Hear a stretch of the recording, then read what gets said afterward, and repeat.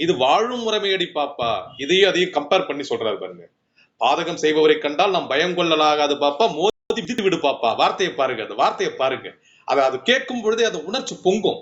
In fact இப்ப eve teasing, இந்த பெண்கள்லாம் அடிமைப்பட்டு கிடக்குறாங்கல்ல, ஈவன் பல பேர் திருமண உறவுக்கு பிறகு கூட குடும்ப வன்முறையில சிக்கிறாங்க. அவங்க எல்லாம் மனசுக்குள்ள இந்த வார்த்தையை சொல்லி கொண்டு மீண்டு எழணும். பாதகம் செய்பவரை கண்டால் நீ பாதகம்னா வெறும் உடல் ரீதியான பாதகம் மட்டுமல்ல, மன ரீதியான துன்புறுத்தல்களும் பாதகம் தான், சமூக ரீதியான துன்புறுத்தல்களும் பாதகம் தான். நீ பயம் கொள்ளலாகாது பாப்பா, மோதி மிதித்து விடு பாப்பா, அவர் முகத்தில் உமிழ்ந்து விடு பாப்பான்றாரு.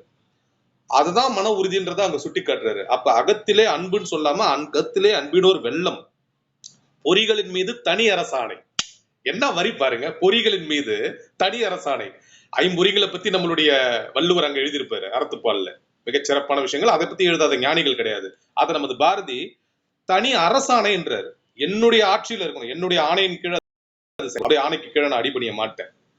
பொழுதெல்லாம் எனது பேர நாட்டம், ஒவ்வொரு சிந்தனையும் ஒவ்வொரு நிமிஷத்திலையும் அந்த இறைவனை பற்றிய அதுதான் நிற்பதுவே நடப்பதுவேன்னு பாடுறாரு. காக்கை சிறகனில நந்தலாலான்னு பாடுறாரு. பார்க்கிற எல்லா காட்சிகளும் அந்த இறைவனை தரிசிக்கிறார். அதனாலதான் கண்ணன் பாட்டு அவரால் எழுத முடிஞ்சது, குயில் பாட்டு எழுத முடிஞ்சது, மகாபாரதம் என்ற மிகப்பெரிய அற்புதமாக பாஞ்சாலி சபதம் என்று எழுத முடிஞ்சது.